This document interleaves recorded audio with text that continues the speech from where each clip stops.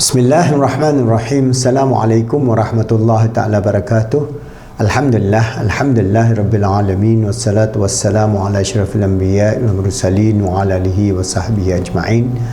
Alhamdulillah, with the grace, mercy and love of Allah subhanahu wa ta'ala, we can continue our da'wah in training our PIP life coaches, Positive Psychology Certified Life Coach in motivation, coaching, mentoring and counseling. And in the previous video, I explained to you the need for us to transform the ummah and ourselves and humanity through Islam, the heart of love. And what is important is for us to understand that we have to come to the middle ground of wasatiyah, and that you must have the unity of the ummah, especially when this whole world is facing the challenges of its own existential existence because of climate crisis, because of sixth mass extinction and so on. So I've given to you that this idea that now it is very, very important for us to bring about the unity of humanity. So Islam is a deen that is actually the unity of humanity, because Allah created us as brothers and sisters, tribes and nations and so on, for us to know one another and to live in peace, harmony and in justice with all human beings and all creatures on this earth. If we are to follow that path, we will not face this climate disaster, we will not face this mass extinction of all species on this earth, we will not face the melting of the ice, the sea level rise and so on, which will affect this civilization in 30 years. Wallahu alam. So if in 30 years we don't do anything, we can be literally destroyed within 100 years. So it's important for us to bring about this unity rather than having conflict, rather than have geopolitical problems of challenging one another, of bombing using all the, we have more nuclear bombs now, 17 times over, to bomb this earth out of existence. Imagine the madness of this civilization, because it's based on materialism, it's based on power, it's based on oppression, it's based on neoliberal capitalism. The rich get richer, the poor get poorer and so on. So it's a never-ending process. But as Muslims, we must strive to make that difference. We must do our best to save this good earth, to save this civilization in a way that is pleasing to Allah subhanahu wa ta'ala, because finally everything is determined by Allah. When Allah wills that this civilization is going to be destroyed, it will be destroyed because of our mass greed, because of our mass corruption and destruction on this earth. There will be a cut-off point, but we do not know when this Yawmul Akhir or Yawmul Qiyamah. The cut-off point is only known to Allah subhanahu wa ta'ala. Meanwhile, we strive positively to bring about this unity of humanity, first bringing about the unity of the ummah, then unity of the humanity, and we bring about all the universal values which is common. Whether you are a Muslim, whether you are a Christian, whether you are a Buddhist, whether you are Hindu, whether you are an atheist, whether you are agnostic, there are basic common values that we can infuse and bring about, which is very, very Islamic. So the common values that we must bring about, there are many common values, but we just take, for this short talk, we talk about first, love. So we must, because this whole universe, this whole existence, the nature of our existence, the consciousness that Allah has given us, the free will that Allah has given us, all boils down to the love of Allah for us. He's created us that He loves us and we love Him. There is a reciprocal, because love is not one-sided. So Allah loves us, He created us, and we in return must love Allah. And if we are believers as Muslims, Allah tells us, وَالَّذِينَ آمَنُوا أَشَدُّ حُبٌّ لِلَّهِ. Those who believe, they are intense, overflowing in the love of Allah subhanahu wa ta'ala. So that love then transcends, because if we talk about the love of Allah, then we must also love this universe, we must love this earth, we must love this good earth that Allah ordained upon for our existence in the physical plane. Because for us, we have our roh, our soul, that will transcend this physical existence. The metaphysics of Islam, the tenets of Islam within the theological aspect, yeah, we can have more videos on that. So that love then goes down all the way to love of humanity, love of all creatures, all the species on this earth. Then goes down again, love of our community, the ummah, love of our relatives and family, then love of the self. So this goes downward and goes upward. So this whole nature of love is the heart of Islam. So that's why I'm going to bring about this idea that this is not foreign to Islam. Unfortunately, over the last 300 years, Islam has been taking in the offshoot into a wrong direction of extremism. We bring back to our satya, which I've explained earlier on.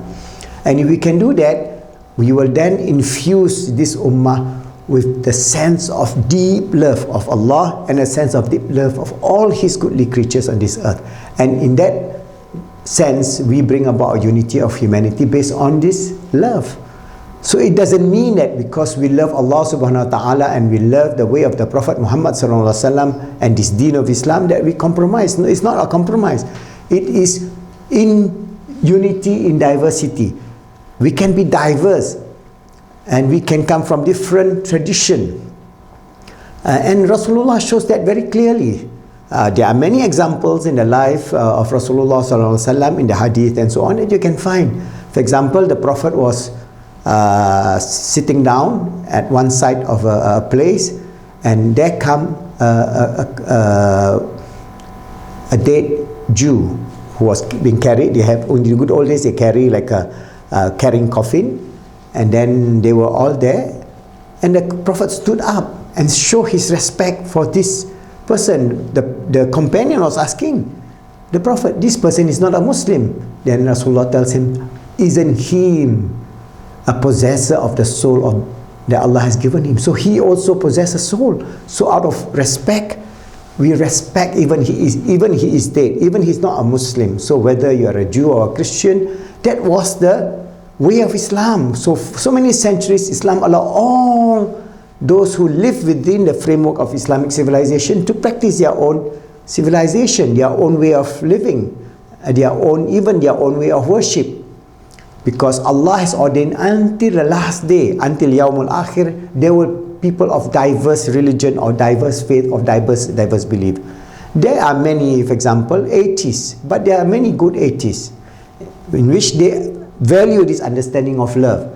But their value of love does not reach up to the level of Allah or God. Their value of love is love of this earth, love of the species, love of the animals and so on, which is good.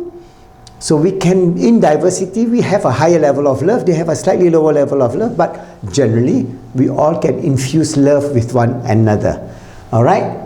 So that is the first principle that we must bring about, and always bring back this idea, inshallah, over the many videos that we are going to develop, this whole concept, which is the deen of Islam, which is the intrinsic nature of Islam. Islam is the heart of love. Our cult is built from love from Allah subhanahu wa ta'ala, which is infused in us.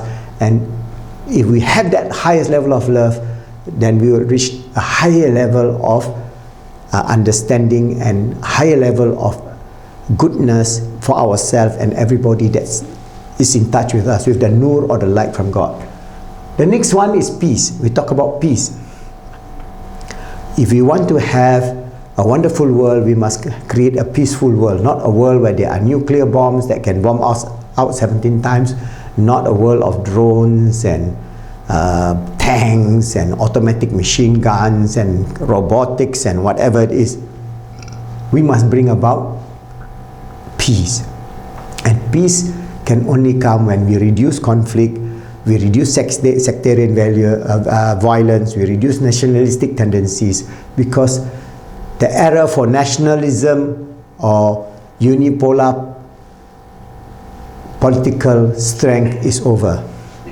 This whole earth is now becoming global. So we have to be global in our thinking, in bringing about a peaceful world. So we must reduce conflict between the US and China, or with Russia, or with the Arabs against the non-Arabs, or whatever it is. So all this nationalistic, extremist, fascist idea must be removed from our heart and replace it with love. So revenge out, peace in. The third one is forgiveness. Naturally, we have grievances. We Muslims have suffered for the last 300 years of colonialism, slavery, you name it, all the evils of Western civilization and the oppression that is imposed upon the Muslims. But if we are going to carry on talking about this old story of oppression and slavery and all that, they will never end. We must come about with the sense of forgiveness, because that generation has gone. The torturers of the slaves, they're all long gone dead. But their children who now live in America or who live in Europe and so on, those master colonial, they are no more colonial anymore. They are just like you and I. So we must learn how to forgive, not only at that higher level, but forgive within our family and within our friends. Okay, forgiveness. The third one is justice.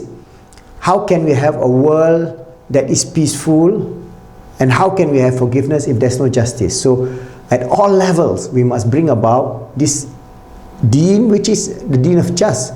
Allah tells us that Allah is a witness, and all the people who are just will kissed about whatever that is good, and the deen that Allah has ordained upon this justice is the deen of Islam. So we must propound justice, not oppression, not racialism, not nationalism, not all this communism or what ism, this ism. It's actually basically, if they have some sense of justice, bring about an equality in terms of the caring, the sharing of the resources of this earth.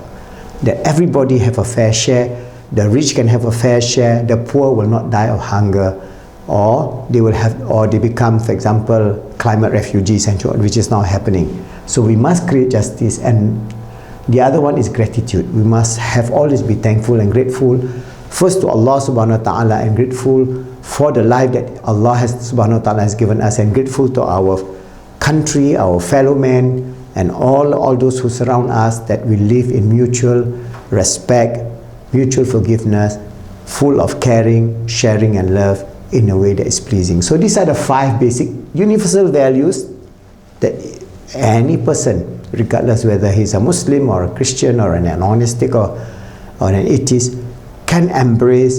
And we as Muslims must be the promoter of these good universal values, so that we bring about a wonderful world, a good world full of love, peace, forgiveness, justice, and full of gratitude to God, to Allah subhanahu wa ta'ala, and to all those who have helped us and bring about a wonderful life for us, knowing that we are the steward of Allah, His Khalifa on this earth, always striving to make ourselves good, helping others to be good, and making the world good, inshallah.